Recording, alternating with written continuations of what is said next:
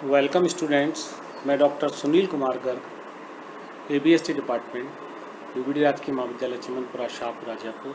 आज आपके समक्ष एमकॉम फाइनल एबीएसटी पेपर संक्रिय विज्ञान के एक अध्याय पार्ट सीपीएम में आज अपन तंत्र चित्र की रचना एक उदाहरण के माध्यम से देखेंगे। पिछले लेक्चर में आपको नियम बताए थे, अब हम बात करते हैं कि भाई तंत्र चित्र की रचना कैसे करें।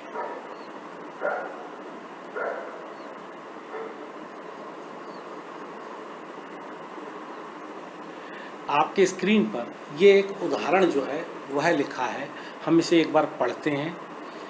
एक कारखाने के विस्तार हेतु एक नवीन परियोजना को प्रारंभ की जानी है। इस परियोजना को पर्ट विधि से पूरा करने हेतु निम्न सूचनाएं आपको दी गई हैं। ये अवरोध दिए गए हैं। तो जब आपको पिछले व्याख्यान में अवरोधों के बारे में बताया था, तो अवरोध उन सीमाओं को बताते हैं जो किसी भी क्रिया के स्टार्ट होने से पहले कौन सी क्रियाएं पूरी होनी चाहिए। तो उन सीमाओं, उन अवरोधों को जो है यहाँ पर दिया है। तो यहाँ सीधे सीधे इम्पोर्टेंट बात जो है, यहाँ सीधा सीधा क्वेश्चन ना दे करके इन्होंने अवरोधों के रूप में उसको हमें दिया है और देन हमें उसको करना है। नीचे इन्होंने कहा तंत्र चित्र की रचना कीजिए। तो देखें, पहले हम अवरोध पढ़ते हैं। A should be completed before D comma E. तो इम्पॉर्टेंट बात जो है वो यह है यहाँ पर कि भाई डी और ई के शुरू होने से पहले ए का पूरा होना आवश्यक है। क्रिया डी जो है वह ए के बाद शुरू होगी और क्रिया ई जो है वह भी ए के बाद ही शुरू होगी आपकी। फिर आगे अगला अवरोध है B comma D should be completed before start of F. ये सेमीकोलन आ गया, तो मतलब एफ बी और डी पूरा होने के बाद शुरू होगा। आगे सी शुड बी कंप्लीटेड बिफोर जी। तो जी के शुरू होने से पहले सी का पूरा होना आवश्यक है। देन फिर बी डी जी इनका पूरा होना आवश्यक है एच को शुरू करने से पहले, और बी डी एफ जी इनका पूरा होना आवश्यक है आई से पहले। तो इस तरीके से ये इन्होंने चीज़ें दी या अवरोध बताए। अब इन सबको हम अध्ययन करके देखें तो मोटे रूप से यहाँ क्रमिक रूप से हमें क्रियाएं नज़र आती हैं, A B C D E F G H और आई। और अब हमें तंत्र चित्र की रचना अपने को करनी है। तो आप लोग देखें इसके तंत्र चित्र की रचना अपन कैसे करेंगे। देखिए, सबसे पहले हमने इन क्रियाओं का नाम लिख दिया, सीधा सा है भाई ए है और लास्ट में आई है। तो क्रियाएं हम सॉल्यूशन करने से पहले, सॉल्यूशन करते हैं सबसे पहले क्रियाओं का नाम हमने स्पष्ट रूप से लिख दिया। तो ये हमने लिख दिया A B C D E F G H I. अब जो अवरोध इन्होंने दिए थे उन अवरोधों को पूर्ववर्ती क्रियाओं के रूप में हमने नीचे दर्शाया। इन्होंने कहा पहला कि ए पूरा होना चाहिए डी कॉमा ई। तो डी और ई को शुरू करने से पहले ए पूरा होना चाहिए। तो हमने यहाँ क्रिया डी क्रिया, नीचे आप देखें यहाँ डी क्रिया, डी से पहले हमने ए की डी की पूर्ववर्ती क्रिया कौन सी होगी, ए। ई की पूर्ववर्ती क्रिया कौन सी है, ए। इसके बाद इन्होंने कहा एफ। एफ तब तक शुरू नहीं हो सकता जब तक बी और डी पूरा नहीं हो जाए। तो ये दो क्रियाओं का पूरा होना जरूरी है। तो इसलिए इस एक एफ क्रिया से पहले हमने बी कॉमा डी दोनों लिख दिए। सी क्रिया का पूरा होना आवश्यक है जी की, जी को शुरू करने से पहले। तो जी के नीचे हमने यहाँ पर ये सी लिख दिया। देन इसके बाद एच, एच से पहले किनका पूरा होना आवश्यक है, बी डी जी। तो क्रिया एच, इसके नीचे लिख दिया बी डी और जी। और देन आई, आई के लिए 4 दे रखे हैं, बी डी एफ जी। तो हमने ये क्वेश्चन फिगर से हमने अपने तरीके से यहाँ अरेंज कर दिया। तो ये D E F G H और आई, इनकी पूर्ववर्ती क्रिया क्या हैं, कौन सी होंगी, ये तो इन्होंने अवरोधों के रूप में हमें क्वेश्चन में दे रखी, हमने लिख दी तदनुसार। लेकिन ए बी और सी इनके बारे में कुछ नहीं लिखा है कि इनकी पूर्ववर्ती क्रियाएं कौन सी हैं। तो इसका मतलब इनकी कोई पूर्ववर्ती क्रिया नहीं है, इसलिए हमने ए बी सी के नीचे डैश डैश डैश लगा लिया। अब इसका मतलब ये कि जब किसी क्रिया की कोई पूर्ववर्ती क्रिया नहीं है, एक क्रिया हो ऐसी या एक से ज़्यादा हो। तो इसका मतलब ये हुआ कि जब आप तंत्र चित्र बनाएंगे तो उस समय पहली घटना, जो पहला नोड बनाएंगे, तो ये पहली 3 क्रिया इस क्वेश्चन में ए बी सी उस पहले नोड से ही शुरू होंगी, क्योंकि वो पहली घटना है, उससे पहली कोई क्रिया है नहीं। और यही हमारा क्वेश्चन कह रहा है, दिए हुए अवरोध यही कह रहे हैं आपको कि भाई ए बी सी की कोई पूर्ववर्ती क्रिया नहीं है। जब किसी क्रिया की कोई पूर्ववर्ती क्रिया नहीं है, इसका मतलब वो घटना जो है वो पहले नोड से शुरू होगी, या क्रियाएं हैं तो शुरू होंगी। आइए अपन आगे बात करते हैं।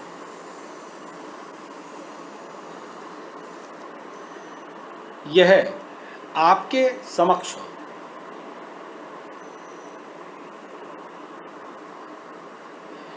ये आपको हमने एक चित्र जो है यहाँ बनाया हुआ है। इस चित्र को चूंकि अब आप वीडियो में आप इसको समझ रहे हैं और बहुत कम समय में हम अपनी बात कहना चाह रहे हैं।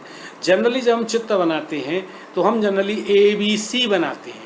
जब आप ए बी सी, ए को ऊपर रखेंगे, बी को नीचे, सी को और ऐसे, तो हो सकता है कि इस क्रियाओं का लॉजिक क्रम नहीं बैठे।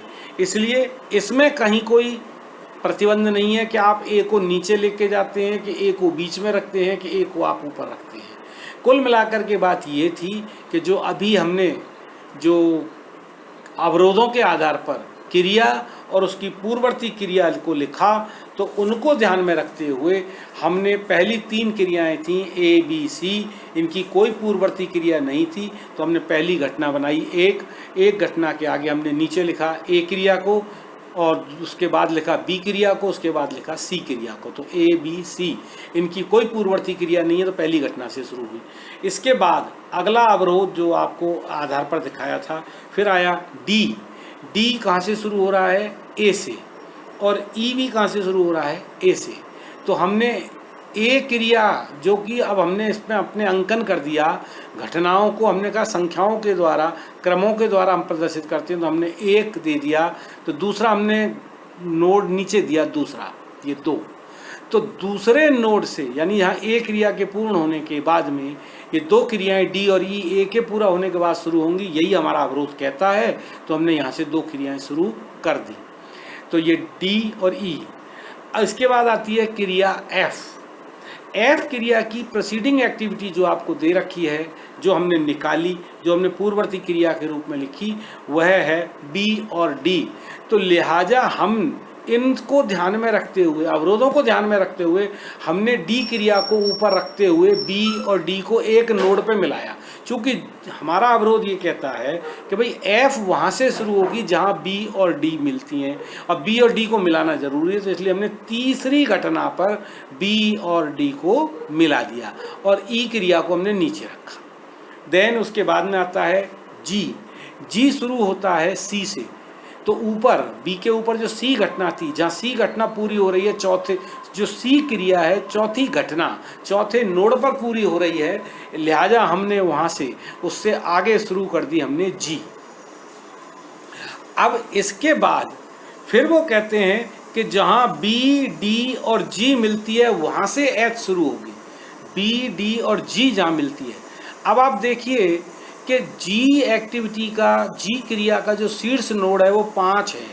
शीर्ष नोड 5 है। अगर 5वें नोड पे देखें, व्यवहार में जब आप चित्र बनाएंगे, अभी तो आप बना बनाया चित्र देख रहे हैं, तो इसमें हमने डमी क्रिया बना रखी है, लेकिन 1 मिनट के लिए भूल जाएं तो भाई जी के आगे आपने 5वां नोड डाल रखा है, वहाँ पर नीचे कुछ है नहीं, तो 3 से और 5 के बीच में तो खाली है चित्र। अब बी डी तो नीचे पड़ी है, जी ऊपर पड़ी है, और अगली क्रिया जो हमारी एच है वह शुरू होनी है बी डी और जी से। कैसे शुरू होगी भाई? कैसे शुरू करेंगे? तो लिहाजा हमने जहाँ से बी और डी मिलती है उनसे एक डमी रेखा खींची हमने, और इसको जी तक ले आए। तो बी और डी का मिलान बिंदु जी के साथ मिल गया यहाँ पर आकर के 5वीं घटना पर। तो अब ये बिंदु हो गया बी डी जी का मिलन। तो इस जगह से हमने अगली घटना जो है वो एच शुरू कर दी। तो बी और डी और जी जहाँ मिल रही थी वहाँ से हमने एच शुरू कर दी। फिर वो आगे कहते हैं आई, कि भाई आई घटना जो है वो बी डी एफ जी। तो बी डी जी का मिलन तो ऊपर 5वें पर हो रहा है, बी डी और जी का मिलान तो 5वीं घटना पर हो रहा है। अब वो कराया क्या, उसको ऐप के साथ मिलाना है। कैसे मिलाएंगे, हमने कहा गोल तो घुमा नहीं सकते इसको, लिहाजा हमने कहा उस मिलन बिंदु से फिर हमने एक दूसरी डमी रेखा का प्रयोग किया और उस डमी रेखा को लाके हमने वहाँ मिलाया जहाँ एफ एक्टिविटी पूर्ण हो रही है और एफ घटना पूर्ण हो रही है 6वीं, एफ क्रिया जो है वह पूर्ण हो रही है 6वीं घटना पर, 6ठी घटना पर 6 नोड पर। तो ये BDG के मिलन बिंदु को हमने डमी एक्टिविटी से एफ के पूरा होने शीर्ष एफ की शीर्ष घटना पर मिला दिया। तो ये हो गया BDGF और यहाँ से हमने शुरू कर दी आई। तो अब चूंकि इसके बाद क्वेश्चन खत्म हो गया, तो हमने एक नियम अभी आपको बताया था कि किसी भी चित्र में कोई भी चित्र किसी एक घटना से शुरू होगा और लास्ट में जाके एक घटना पर पूरा होगा। अब चूंकि इन दोनों को H क्रिया बताई, I क्रिया बताई और बताने को इन्होंने E क्रिया ही बताई, लेकिन ये नहीं कहा इसके बाद इनकी क्रियाएं कौन सी हैं। जब बात की आगे की कोई क्रिया नहीं है तो हमने एक बिंदु मान लिया कि भाई ये लास्ट की घटना 7वीं है और ये सबसे तीनों घटनाएं जो है 7वें बिंदु पर आकर के पूर्ण हो जाती हैं। तो इस तरीके से यह एक तंत्र चित्र हमने बनाया। अब इस चित्र को क्वेश्चन में दी गई क्रियाओं के नाम के हिसाब से ABCDEFGHI तक लेकर के बना दिया। अब इनको हम अगर संकेतक के रूप में घटनाओं के रूप में दिखाएं तो इनको ऐसे दिखा सकते हैं कि नीचे हमने नाम लिख दिया क्रिया का ABCDEFE, ई के बाद एक डमी हमने ले रखी है, फिर FG और ये आपका HI। तो क्रिया ए कौन सी घटना से शुरू हो रही है, 1 से 2। तो हमने लिख दिया एक्टिविटी 1 से 2 और इस क्रिया का नाम है, हम संकेतक के रूप में दिखाएं तो 1 से 2 भी कह सकते हैं और वैसे इसके नाम से दिखाएं तो ए क्रिया हो गई। 1 से 3 ये तो संकेतक के रूप में इसका नाम क्या है, बी एक्टिविटी, चित्र से ले रहे हैं। 1 से 4 क्रिया नाम क्या है, सी, तो 1 से 4 सी।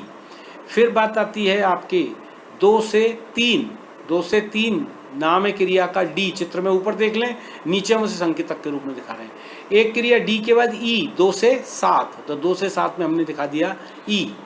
इसके बाद में बात आती है 3 से क्रिया दिखा रहे हैं हम 5, 3 से 5, तो 3 से 5 इस क्रिया को हमने लिख दिया, इसलिए इसका नाम क्या है, डमी एक्टिविटी है।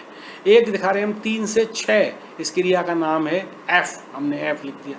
ऊपर 4 से 5, 4 से 5 को अगर आप ऊपर देखेंगे, 4 से 5 का नाम आप देखिए जी है, तो हमने यहाँ लिख दिया जी। फिर 5 से 6, 5 से 6 की जो एक्टिविटी है वो डमी है, तो हमने डमी लिख दी। एक ऊपर बना रहे हैं 5 से 7, इसका नाम है एच, और एक हो गई 6 से 7, इसका नाम हो गया आई, और 2 से 7 हम पहले दिखा चुके थे ई एक्टिविटी को। और इस तरह से पहली घटना से शुरू होकर के 7वीं घटना पर जा कर के ये सारी एक्टिविटी ए से लेकर के आई तक की इस प्रकार से चित्र में बन जाएंगी। ध्यान रखें, जब आप शुरू में अभ्यास करें या परीक्षा में भी जब भी आप तंत्र चित्र आप बनाएं, कच्ची पेंसिल रबड़ के साथ लेके बनाएं, ताकि कोई भी घटना, कोई भी क्रिया को ऊपर नीचे आपको करना पड़े तो आप आसानी से कर सकें, चित्र में कोई काट छांट नहीं हो। और एक बार दिए हुए प्रश्न की जो भी सूचनाएं हैं, अवरोधों को, उनको बार 2 बार चेक कर लें। जब आप संतुष्ट हो जाएं तो ही वो चित्र आपका फाइनल होगा। आशा करता हूँ तंत्र चित्र की रचना समझ में आई होगी आपकी। धन्यवाद।